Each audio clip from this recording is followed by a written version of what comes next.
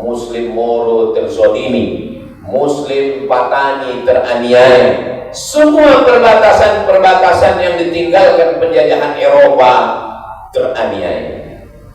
Antara Malaysia dengan Thailand, Patani. Ulama-ulama besar, salah satunya adalah Syekh Daud Al-Fatani, mursyid tarekat Sattariyah. Makamnya di samping makam sahabat Nabi Abdullah bin Abbas di kota Taif. Di dekat pintu Taif ada masjid Abdullah bin Abbas, di samping masjid itu makam Syekh Daud Fatani. Murid-muridnya menyebar ke Nusantara, tapi kampung halamannya sekarang menjadi wilayah perebutan, dijajah oleh Siam yang sekarang berubah menjadi Thailand, negeri Thailand. Begitu juga dengan saudara kita kaum minoritas yang ada di Moro, di Filipina. Begitu juga yang terjadi antara perbatasan India dengan Pakistan. Ada yang disebut dengan Kashmir, Kashmir surganya dunia, tapi menjadi wilayah konflik. Siapa yang meninggalkan? Yang meninggalkannya adalah Inggris. Inggris adalah induk dari segala kejahatan dunia hari ini. Siapa yang memberikan tanah Palestina itu ke Israel? Palestina dijajah oleh Inggris, dan Inggrislah yang memberikan tanah itu kepada Israel. Israel memang sudah lama ingin punya negara. Israel tidak pernah punya negara di dunia ini. Mereka tersebar ke seluruh dunia. Datang seorang laki-laki bernama Theodor Herzl. Dia melihat ada negara bernama Serbia yang dulu menghantam Bosnia Herzegovina. Dia ingin Israel juga punya negara seperti Serbia. Lalu dia datang kepada Sultan Abdul Hamid, penguasa Turki. Dia bawakan 300 keping duit emas. Sultan Abdul Hamid tidak mau menjual Palestina dengan kepingan-kepingan emas. Dia takut kepada Allah Subhanahu wa taala. Apa yang terjadi dengan Sultan Abdul Hamid? Sultan Abdul Hamid digulingkan, hartanya dirampas, anak cucunya dibunuh. Lalu kemudian negeri itu pun terbebas dari khalifah. Siapa yang melakukannya? Yang melakukannya Mustafa Kemal Atatürk, orang terzolim yang sudah menghancurkan kekuasaan Islam. 1924, sejak itu umat Islam lemah. Sebelumnya mereka tidak berani mengambil Palestina karena masih ada Amirul Mukminin, ulil amri, pemimpin umat Islam. Umat Islam tercabik-cabik, terpecah menjadi negara-negara kecil, dihancurkan dengan senjata. Negeri yang kecil-kecil tadi tinggal hanya beberapa orang di surau langgar dan musola. Dan di musola itu pun lagi diadu domba dengan masalah khilafiyah antara usolli dengan tidak usolli, antara kaki celana menutup mata kaki atau tidak, antara kunut subuh atau tidak, antara zikir jahar atau tidak, antara tahlil atau tidak. Siapa punya kerja? Ini adalah kerja-kerja orang-orang kafir ingin melemahkan umat Islam. La tanaza'u, jangan kamu berkelahi. Fatabshadu, kamu akan gagal. Wa tadhhaba rihukum, kamu akan kehilangan semangat.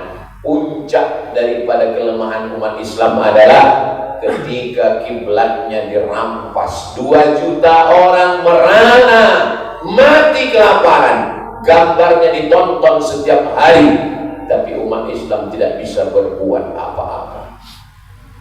Negeri yang diberi Allah Ta'ala minyak, diberi gas, kaya raya, bukannya menolong dan membantu, malah mengundang Trump, memberikan pesawat mewah, memberikan uang, dan uang itu dari hasil jamaah haji Indonesia yang berkunjung ke Baitullah. Kita sampai pada titik terlemah umat Islam hari ini, dan tidak ada satupun mereka yang berkuar-kuar, yang berani berteriak membid'ah-bid'ahkan. Tidak ada satupun mereka yang berani berkata-kata bahwa perbuatan itu salah. Kenapa? Karena mereka didoktrin untuk taat dan patuh kepada pemimpin walaupun salah. Salah pemimpinnya itu, tapi tidak pernah dia ribut. Dia hanya meributkan orang tahlil, dia hanya meributkan orang maulid, dia hanya meributkan orang barzanji, dia hanya berani berteriak kepada umat Islam. Inilah yang terjadi hari ini. Umat Islam sampai pada titik terlemah. Apa yang bisa kita lakukan? Perbuatan terlemah yang bisa kita lakukan hanya bisa mengirim 1 rupiah, 2 rupiah dari uang yang halal melalui lembaga yang resmi, Basnas, Badan Amil Zakat Nasional Republik Indonesia, membelikan mereka selimut karena bulan Desember, Januari dinginnya setengah mati, menggalikan sumur bor karena sumur mereka sudah ditutup dengan cor semen oleh tentara Israel, membukakan sekolah, rumah sakit Istiqlal yang dibangun Indonesia hancur rata dengan tanah.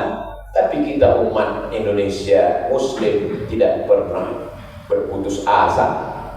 Pisang emas bawa berlayar masa sebiji dalam peti, hutang emas dapat dibayar, hutang budi di bawah mati. Karena yang pertama mengakui kemerdekaan Republik Indonesia adalah Mesir, Jamaluddin Salahuddin Al-Ayyubi dulu, lalu kemudian Gamal Abdel Nasir dari Mesir. Tapi kemudian negara-negara Arab itu mau mengakui kemerdekaan Indonesia karena Mufti Husaini dari Palestina menggalang persatuan. Mereka dulu mendukung kemerdekaan kita. 80 tahun sudah. Apa yang kita lakukan untuk Palestina? Paling tidak kita sadarkan anak-anak kita, tontonkan penderitaan anak Palestina kepada anak-anak kita, perlihatkan penderitaan mereka kepada anak-anak kita. Dan yang paling ringan adalah menggerakkan anak lidah dalam setiap sholat, kumandang doa, ad-doa silahul mu'min, doa senjatanya orang beriman. Kenapa kita dihidupkan Allah di zaman ini? Kalau kita hidup di zaman Salahuddin Al-Ayyubi, kita tidak dituntut. Kalau kita dihidupkan di zaman Muhammad Al-Fatih, kita tidak dituntut. Kita dihidupkan Allah tahun 1447 Hijrah. Kita akan diminta tanggung jawab di hadapan Allah. Apa yang kau lakukan ketika saudaramu teraniaya? Apa yang bisa kita jawabkan nanti di hadapan Allah Subhanahu wa ta'ala. Barakallahu li wa lakum fil Qur'anil 'azim. ونفعني وإياكم بما فيه من الآيات والذكر الحكيم وتقبل مني ومنكم تلاوته إنه هو الغفور الرحيم.